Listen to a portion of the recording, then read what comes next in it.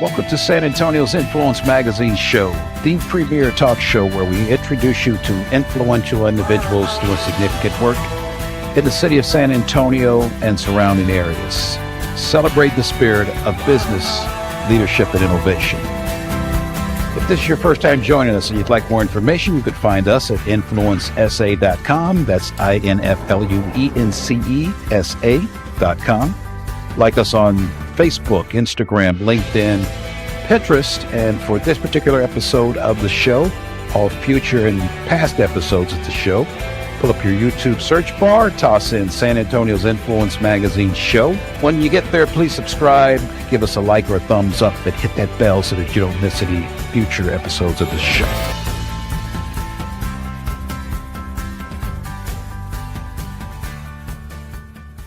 Welcome to today's show, folks. I'm your host, Cedric Fisher. Family medicine is as important to family health as air and water. Today's guest, Dr. Melissa Ann Walker, has been a physician for 21 years at Carroll Clinic for Family-Centered Healthcare. With a passion for patient-centered care and medical education, Dr. Walker works closely with students, residents, and patients to promote healthier communities. When we come back, we'll sit down with Dr. Walker and hear her journey to success. Stay tuned. Anita DeFrance, Olympic medalist, Vice President of the International Olympic Committee, defender of sport, a living legend, and role model to countless young athletes worldwide, has relaunched her memoir, My Olympic Life, now available on Amazon.com in Kindle, hardcover, and paperback. My Olympic Life details the tireless struggle of a young African-American girl who battled through incredible setbacks in order to captain the first American women's rowing team in the Olympics, who won the bronze medal. Following this momentous achievement, Anita continued on to become an advocate for athletes' rights when sport and politics clashed during the controversial U.S. boycott of the 1980 Moscow Olympic Games. The torch of responsibility was once again thrust upon Anita, but this time she had her sights on leading the U.S. Olympic women's rowing team past bronze and into gold. However, while she and her fellow athletes desperately tried to compete in the 1980 Olympics, the former champion faced harrowing opposition, which included personal conflict with U.S. President Jimmy Carter, who was forcefully supporting the boycott in the name of political maneuvering. Following her battle with some of the biggest names in American politics, Anita once again turned her attention towards becoming a powerful advocate for athletes and spreading the spirit of the Olympic Games throughout the world. In 1986, Anita was chosen to become both the first African American and American woman to join the ranks of the International Olympic Committee, or IOC. In recent years, Anita once again proved to be a powerful force for fairness and justice in the international athletic community. Using her position and influence as a member of the IOC, she was directly involved in uncovering an international conspiracy to cheat the Olympics via government-sanctioned, organized, and clandestine drug doping programs. Find out the full story and learn about the incredible journey of the Olympic champion, Anita DeFrance. Her story will inspire you, move you, and even provide an inside look in the mind of an Olympic athlete who not only overcame adversity, but conquered it on the road to victory. Dr. Walker, welcome to the show. Well, thank you for having me. Thank you so much. Good, and thank you for welcoming us to your wonderful home here with your family. Before we get into some of the main questions, just share with our audience about your background, where you're from, and maybe a little bit about your childhood. Okay. Well, I was born in a small town called Spearsville, Louisiana. It's a very rural town. Most people know New Orleans. It's nowhere close to New Orleans. It's actually northern Louisiana. I live on the line between Louisiana and Arkansas. I grew up the youngest of 9 children. And my father was a manual laborer. My mom was a stay-at-home mom that took care of all of us. And education was always a big thing, or at least it was emphasized to us, to pursue educational careers. I saw that not only in my home, but also in my community. I grew up in a small community. And the other thing is I'm the youngest of 9 children. I don't know if I said that. You did. You did mention that, yeah. So I'm the youngest of 9 children. Yeah. And so as my sisters and brothers say that, I was the favorite child as a baby. And so my folks, really put a lot into making sure that I succeeded, I guess is what I would say with that. Mm-hmm. How I got not just your folks, but your older siblings. Yeah, my siblings protected you. Yeah, and poured into me. They, once they were out and working and had careers or in the military and things, they looked after us as their younger siblings as well.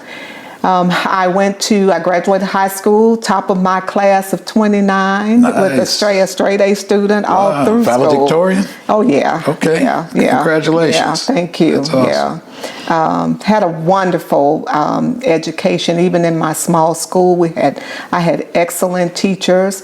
I can remember very well an English teacher that taught me throughout my high school years, and I have always been praised for my writing and things like that, and I always give credit to her for that. Mm-hmm. I went to Grambling on a full scholarship. I went to Grambling, graduated from Grambling, went back to grad school trying to kill some time because I had not gotten into medical school, wound up getting a graduate degree from Grambling, and then went to work for the state of Louisiana in Baton Rouge from there, and then decided that I wanted to come to San Antonio. I had visited here once. My oldest sister and her husband were military here, and so I came to San Antonio to visit. Then I went back to Baton Rouge and said, you know what, I'm going to go to grad school. And so I applied for a PhD program here in San Antonio, and that's how I got here the first time. Okay. So that's the beginning of my story. Okay. Yeah. That's a great story. Great story. Great background. Yeah. So you've cared for patients through some major public health events, pandemics, shifting healthcare policies. What leadership lessons did those events teach you? Well, I'm sure the pandemic taught all of us many lessons, but one of the things that happened during the pandemic, I'm also part of the National Medical Association. NMA. The NMA, right. Sure. And so I actually sit on the board of the NMA, and one of the things that we got a chance to do as the NMA, Region 5, which is our region, that Texas is included, is 9 states, Texas being one of them. We had the opportunity to go to the Bayou Classic football game and head a vaccination campaign where we vaccinated, literally thousands of people at the Bayou Classic, right? Yeah. The Bayou Classic is one of the largest gatherings of African Americans, at a sports facility. But the NMA had never really targeted the Bayou Classic to do it, and so we waged a big campaign and was able to vaccinate. And that's when children were just being vaccinated. So I think we vaccinated maybe close to, I want to say 500. I could be saying the wrong number, but kids were being vaccinated there. And from there, we continue to do some medical campaign at the Bayou Classic. But that started during the pandemic, partnering with the state of Louisiana to do that. So what I learned from that you can do a lot of things as an individual, my being an individual doctor, a solo practitioner, mm-hmm. but when we work together, especially about causes that affect, and when I say us, and I mean, African American patients and doctors, we can get a lot of things accomplished when we can work together. Yeah. In that. How long have you been a member of the NMA? I have been an active member of the NMA. I'm going to say since 2007. Okay. And the reason that, and it may have been even before then, but the reason that I used 2007 because 2007 was when my father passed, and I can recall like having paid my NMA dues, and I was headed to Hawaii. I was going to go to Hawaii because that's where our national conference was going to be. And my father became very ill. We had moved him to Michigan, and so he passed away. And I remember having to cancel all of my NMA stuff. So I probably was a member a little before then, but that's where I stand. I was like, yeah, I remember 2007 when I first, was going to, at least I was first going to a national conference. Yeah. Yeah. The only reason I asked, I have some history with the NMA. Okay. But this is back in the early 2000s. Okay. So may have been a little before All right. your time. What's your history, if you don't mind my asking? I'm a publisher, and they once had several magazines that they used to publish, and I worked with them on that. Also sat on some panels. I know one of the magazines was called Minority Health Today. Okay. And the executive editor was Dr. Lewis Sullivan. Okay. If you remember him, he was the first African-American Secretary of Health and Human Services from the Bush Senior administration. And it was just a panel of incredible doctors and healthcare professionals. Sure. Woman by the name of Sheila Thorne. You know that name by any chance? I do not know the name, but yeah, she sat on that panel too. So it was a little before. Okay. Well, we still have the Journal of the National Medical Association, the one that you mentioned. I don't recall that we have that, but we do have the Journal of the National Medical Association. Yeah. Still out there. Yeah. Good. Yeah. Good. So preventative care is a cornerstone of family medicine. What preventative practices do you wish more families prioritized? If nothing else, a yearly checkup with their primary care doctor. So much can be captured. We want you to come regularly if you have a condition that warrants that, but so much can be captured in just a yearly checkup. When you go to your doctor for your yearly checkup, you're going to get a physical exam, you're going to get lab work done, and that can, spark something from, the reviewing of your lab work to see if something is wrong there, and then it leads to other stuff, but at least a yearly checkup. I mean, you would be surprised that there are a number of people that have come, I would say even recently, and they've not seen a doctor in a number of years. Really? Yeah. Wow. Yeah. Mm-hmm. That hoping that nothing happens type of phenomenon where they just don't go because if they don't know, then that's a good point. they don't think there's anything wrong because nobody has told them, but they haven't told them because they've not gone. So yeah. Do these tend to be younger people or middle age or?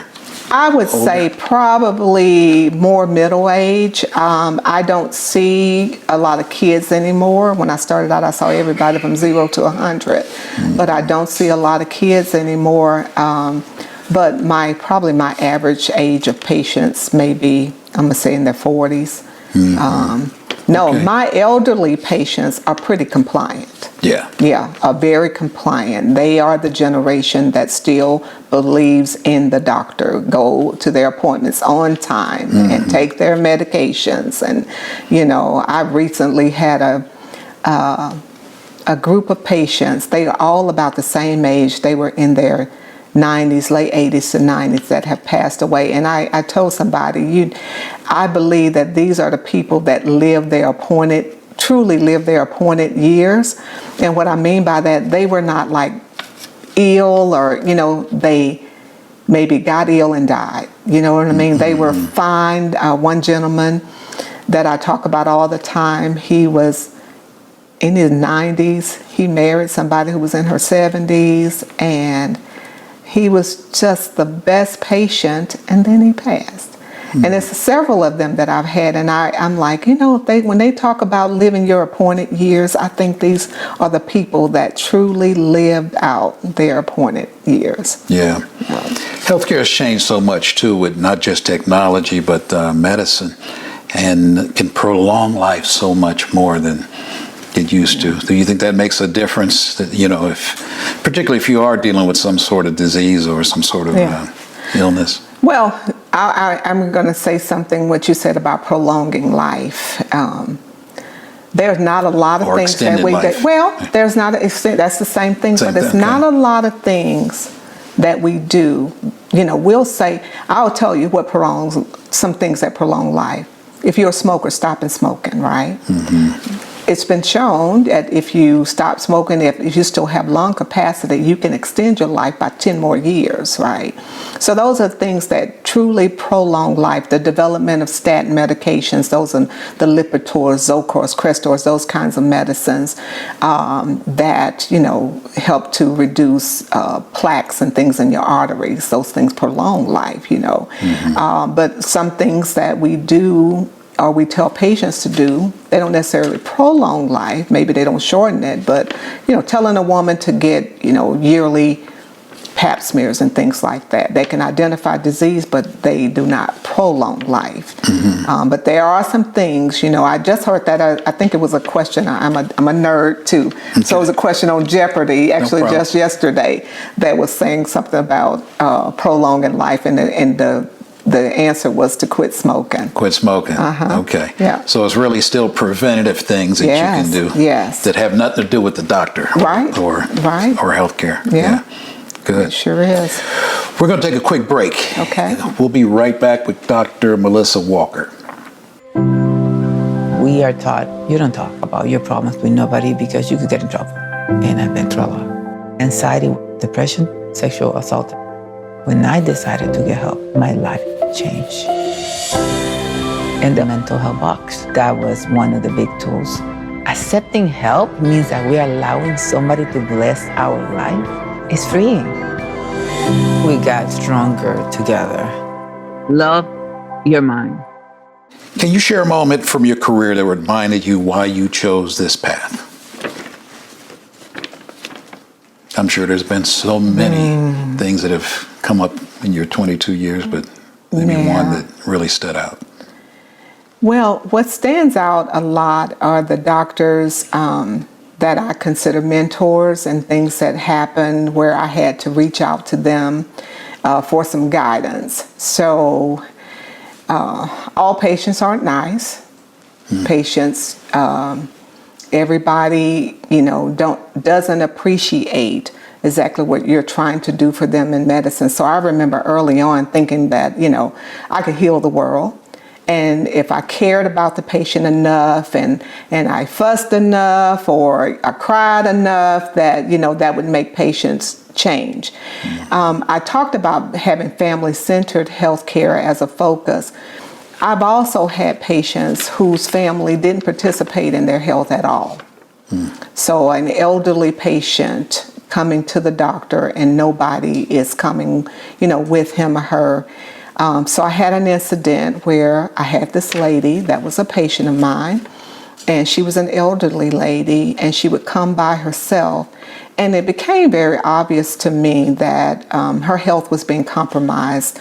And I think probably by a little dementia and some other things. And so I would always, that's when I first had electronic health records so I could communicate to my staff. And I would write stuff like, where are her loved ones? Do you know who we can contact or whatever? And so there was an incident where, just to make a long story short, this lady, she passed away, had nothing to do with her care, it had to do with a fall and in her home, and she laid there for a long period of time. But nevertheless, I get a letter from the medical board, in essence, that this family of the patient had waged a complaint against me. I never expected anything like that to happen because I know how conscientious I am and how much that was before, I probably got a little jaded in the way that I feel sometimes, just being, burnt out or whatever. But I was blown away because I had never, ever laid eyes on any of the family members. And they had waged this complaint against me and all of that. And I remember calling, do you know Dr. Leo Edwards? No. No, you don't. So Dr. Leo Edwards he's a long time practitioner. He practiced across the street from me, still practices to this day. And I remember calling him and talking to him about it. And so he started telling me stories about how when he first started his practice, he said, he would pay for people to be in the nursing home out of his pocket. He would do all kind of stuff for the community because he was the community boy that became the doctor in the community. And he started telling me stories about how families turned against him and stuff. So in essence, what he was saying to me is that this is to be expected, doctor, because everybody will not appreciate what you do or trust you. And then some people are just litigious, you know what I mean? And so, but I could have been so broken till I would have left medicine, because it was, but then, they found no validity in anything that was said. And I picked myself back up and, and went back at it. So what that reminded me of, it was a new lesson that everybody don't like you and everything is not going to turn out the best, but it also reminded me that medicine is a calling for me. I've always said that God called me to medicine because I had great careers before medicine. Okay. And I thought in making good money, and I thought that, that would be what I'd do for the rest of my life, but the nagging to be a doctor would never leave. And so when I became a physician, I do realize that I was called to medicine. And so for every person who doesn't comply, there's so many that need, what I have to offer, because greater than just the application of medicine, I believe in education. I believe in educating my patients about why they are doing certain things, why they were given this particular medicine. You have no idea how many people that take medicine have no idea why. They're taking a blood pressure medicine, and I said, do you know why you were given this medicine? No. Yeah. Do you know why you have high blood pressure? Everybody in my family have high blood pressure. Mm-hmm. And that was from day one of practicing until now, 22 years later, I still have to take the time to educate patients. And I believe that the education is what makes them do better. My mom wouldn't have had the bad outcome that she had she been educated more about her health. By her doctors, believe. Right. Yeah. That's a good point. Yeah. That's a nice touch, too, because you're absolutely right. Typically, particularly if you walk into see a doctor with an issue, with an ailment already, what a lot of us experience is being recommended something to take, but not necessarily told how it happened, where it came from, and maybe even how you can adjust your lifestyle to help with your own cause, to be an advocate for your own health. Yeah, so that education piece is very, very important. It's very important. People will do better if they know better. Yeah. And I mean, everybody won't, but a lot of people will. When I take the time, and I know in this day and time, people criticize, oh, that doctor only spent 15 minutes with me. That doctor only spent 10 minutes with me. And that may be true, because the doctors who choose to work for groups and in organizations where they are only allotted, 15 minutes of time to see patients. Their panel may have 30-something, 40 patients a day. I choose how many people I'm going to see a day. And so therefore I can take the time to talk to the patient and, and strategize what's our next step and all of that, and explain to them something that they've been given from somebody else, But in that, I've seen the changes. I've seen patients, what they talk about, the GLP medicines, these Ozempics and all of that, and they boast like, oh, we can get the A1C down from 11 to 5 in just 3 months. Well, that's very true, right? Well, I don't have that luxury. My patients can't afford that medicine, and their insurance won't cover it. But educating patients about their diet, educating patients about exercise, and what this medicine does for your diabetes versus what this medicine does. I've seen the changes. It may not be in 3 months, but I've seen the numbers go down just by taking the time, making patients involved. I make them keep their own sugars. I say, I don't want to, what my machine will tell you what I got. I don't want the machine telling me. I want your little paper and your notebook where you've written down every sugar that you've gotten, over the past couple of 3 weeks. I want you to bring that to me. Mm-hmm. So when you involve them in their health care, when you write that number down versus the machine saying it's 300, when you have to write that 300 down and you're going to bring it to me and I'm going to go, 300? What happened on that day? So involving them in health care tends to make patients do better. Yeah. Speaking of education, a few final questions. Sure. We hear you're receiving an Excellence in Education Award at the upcoming HBCU People's Choice Awards. Yeah. Congratulations. Thank you. Thank you. And what is your philosophy on education? Get as much as possible. Okay. Yeah. I am a firm believer in education. Education makes the difference. It can make the difference between life or death as it relates to medical education, what you learn about your health and disease processes. Yeah. It can make the difference between life and death when you look at children who are in inner city areas who quit school or whatever because when you know better, I keep saying that when you know better, you do better. Mm-hmm. So if you have that's biblical also. Yeah, right? okay, but if you think about a kid, college, they say college is not for everybody, and college isn't for everybody, but education is for everybody.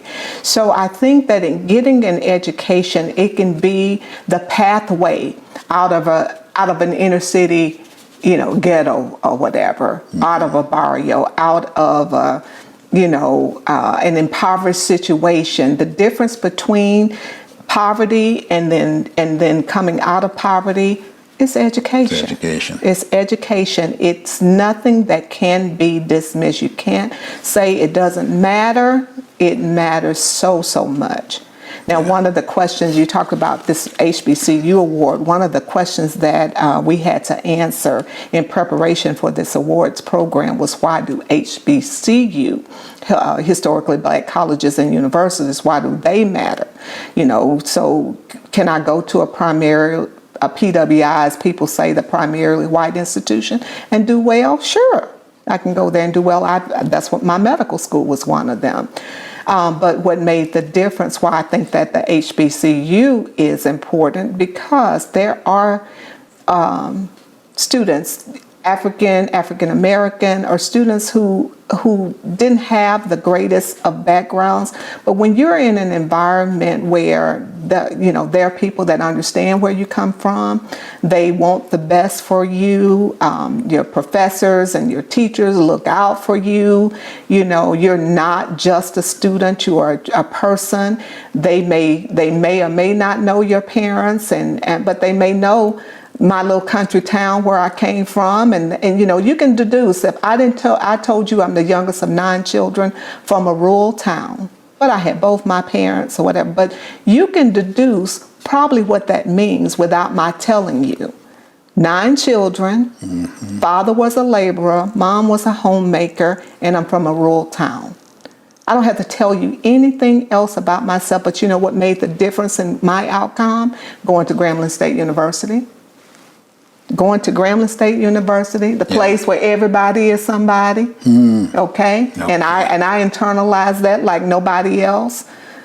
It has made all the difference. So wherever I've gone since then, I hold on to what I got there. So yes, you can go anywhere, and I just want students to continue in their educational process, but don't sleep on the HBCUs. It's something much greater than just the learning. Much greater. Very good, very good. Yeah. Final question. This has been a very enriching interview, by the way. Final question. We get the privilege of interviewing a lot of leaders on the show. We've all kind of concluded leaders are readers. They typically have their go-to book on their nightstand. What book's on your nightstand? What book? If it were sitting there right now, but I tell you what I have fallen in love with, The Alchemist. The Alchemist. Okay. I have fallen in love with that book. I have now picked it up for a third time to read it. I actually did it because the person that I recommended it to recently, she said she was going to get it as an audiobook. So I decided to listen to it, as an audiobook. I've read it twice, but I listened to it this last time as an audiobook. And you know what I decided? I'm going to read it again as a hard copy. But do you know the book? I don't. You do not know. I'm telling you. But I'll go look for it now. Please, quickly. Pharrell Williams was on Oprah when she had her kind of a nighttime show she had briefly. But he was talking, it was when the song Happy got worldwide attention, the song Happy. Right. And Oprah was talking to him. They were showing all these videos from different countries, people singing, because I'm happy. And Oprah asked him, said, did you ever imagine that one song would, be such a phenomenon? And he says his grandmother told him when he was like 12 years old that she saw him famous, that she saw people knowing about him around the world or whatever. And so then he kept using this verbiage, something about the stars and all of this. And then he asked Oprah, he says, have you ever read The Alchemist? And Oprah goes, oh my, Oprah in her Oprah way, oh my God, I love The Alchemist. And I believe she said that Julia Roberts, that's who called her to tell her, Oprah, you have to read this book. It changed my life, right? Wow. So having heard that, I went and bought the book. And every time I'm on the plane and I tried to read it and I just couldn't get into it. And so one day I was on the plane flying somewhere and a lady said, oh, you're reading The Alchemist. And I said, yeah, I've gotten through the first few pages, but I can't. And I said, but supposedly it's going to change my life. And she said, I would say so. And after I got back from wherever it was one evening, I just truly sat down and I started reading. I sat in my bed and I started reading. I read till 3-something in the morning. I didn't stop until I had completed that book. Wow. And now I'm a believer in the Bible. I'm not saying it supersedes anything that I know about the Bible, about God or whatever. That book changed my life. You'd have to read it to know it. But then when I learned of the background of the author of the book, this will be a conversation for another day. It makes all the sense in the world why he wrote the book, first of all, why that story that he writes and why the book has had so much success. But I'm one of the people that will say that it changed my life. It truly changed the way that I think about things, the outcome of things, and I'm not going to say gave me faith or anything like that, but it changed my perspective about the way that I see a lot of things. The Alchemist. The Alchemist. The Alchemist. Okay, you guys all remember that. It's a great, great book. Dr. Walker, thank you for coming on the show and sharing your story. You're welcome. It's been intriguing. We'll see you all next time.